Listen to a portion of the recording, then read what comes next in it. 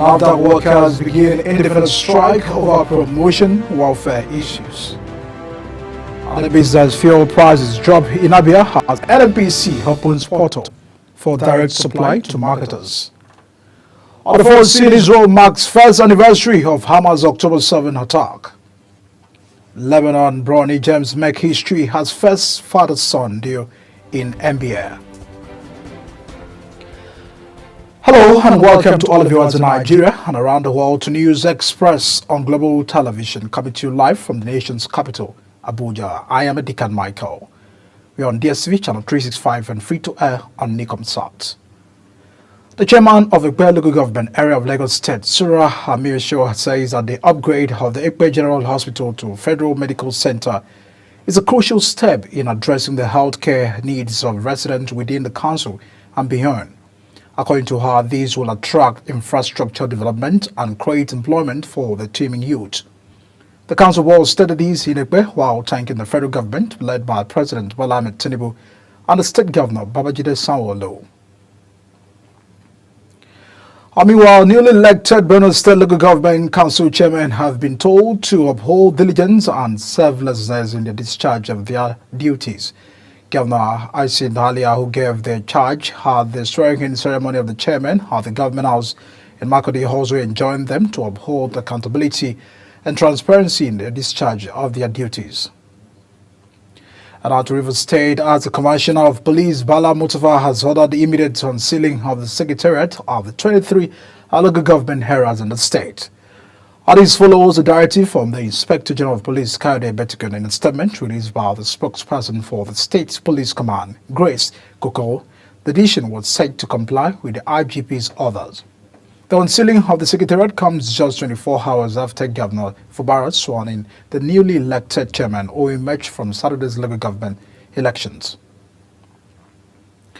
The Labour Party has welcomed the offer by the new Nigeria People's Party NNPP's presidential candidate in the 2023 election, Senator Rabiu Kwankwaso, to be the running mate to Labour Party's Peter Obi in the 2027 presidential election.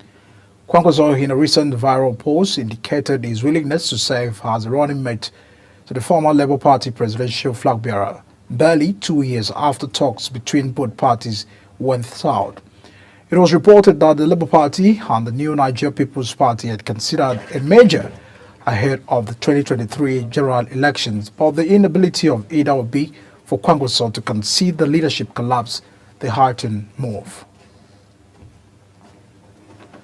The Commissioner of Police, Olotunji Dizo, has reiterated commitment to improve the security situation in the Federal Capital Territory.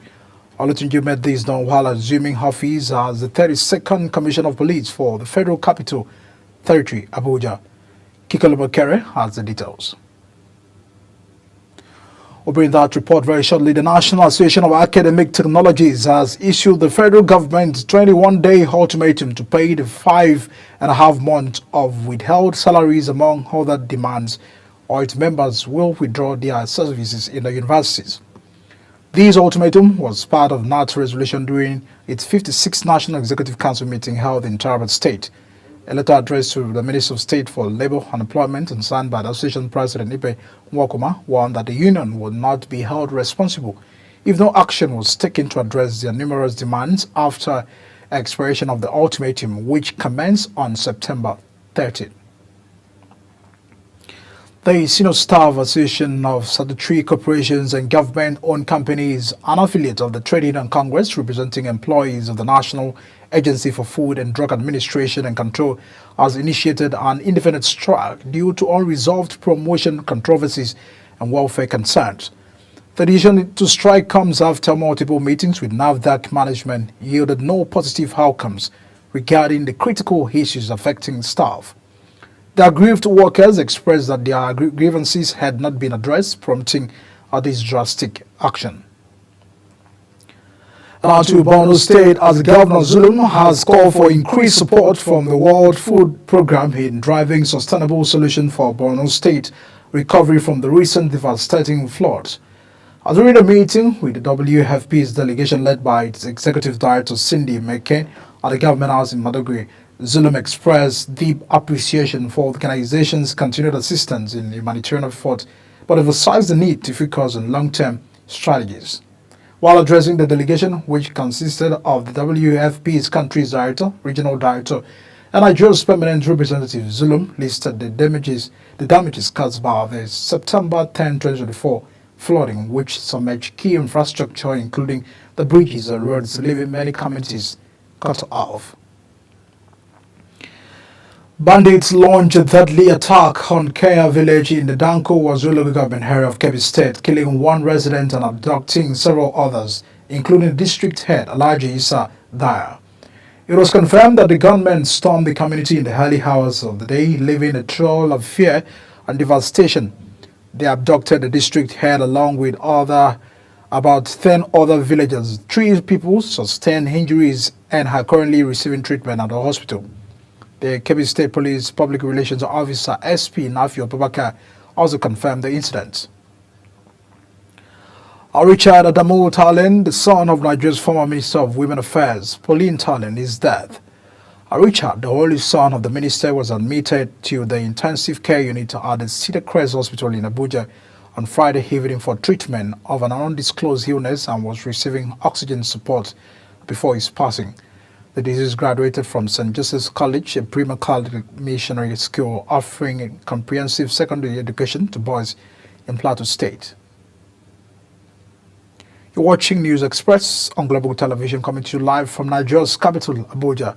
When News Express returns, Manchester United board to discuss Ten Hag's future on Tuesday. Details of these and more after this short break. Please stay with us.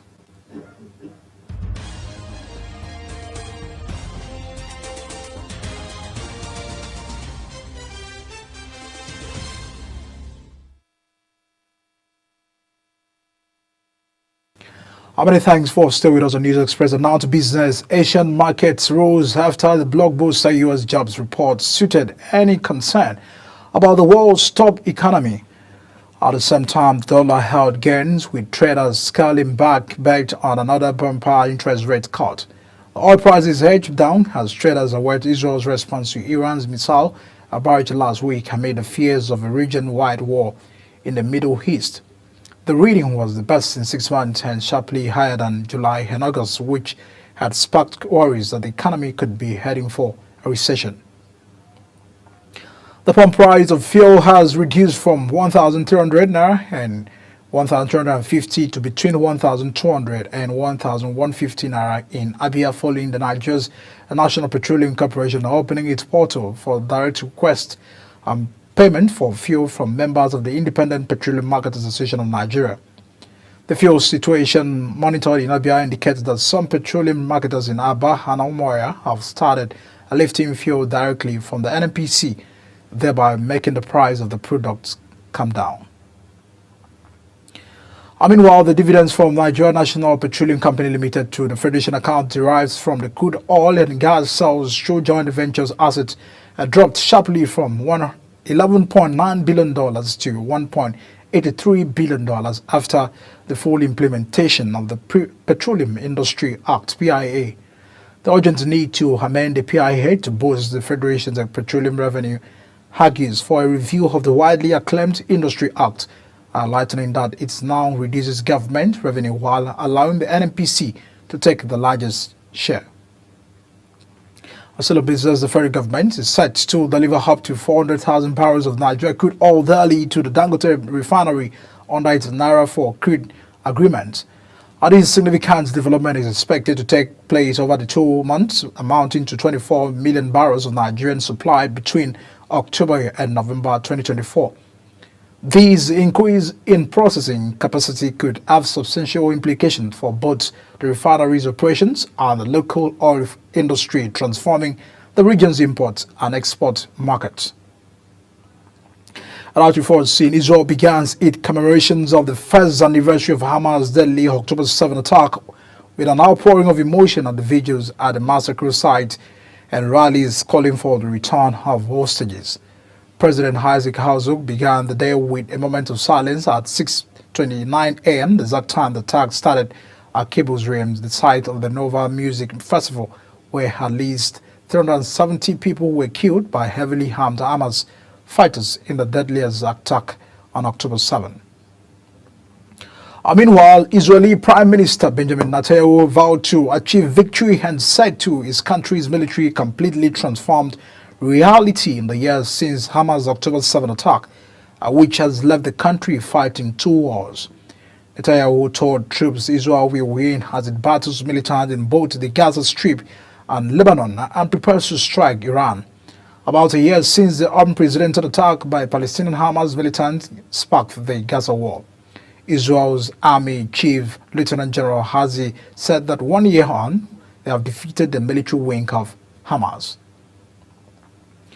The mayor of a city in the southern Mexico has been murdered less than a week after taking office, authorities said, marking the latest in a series of attacks on politicians in the violence-blocked Latin American country. The killing of Chilpancingo mayor across fills us with indignation as the state governor Evelyn Salgado wrote to social media without providing further details of the circumstances. The local media reported that across had been deep disputed, but there has been no official confirmation. Still more on the foreign scene, the United States President Joe Biden says far too many civilians have suffered during these years of conflict, 1 year on from the Hamas attacks on 7 October. In a statement released by the White House, it speaks of the unspeakable brutality and the beauty of lives that were stolen the day.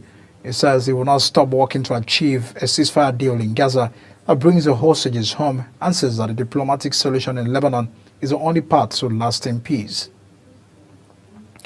Now to sports, Manchester United manager Erik ten Hag remains under intense pressure after the club's 0-0 draw against Aston Villa on Sunday, leaving the team 14th in the Premier League table.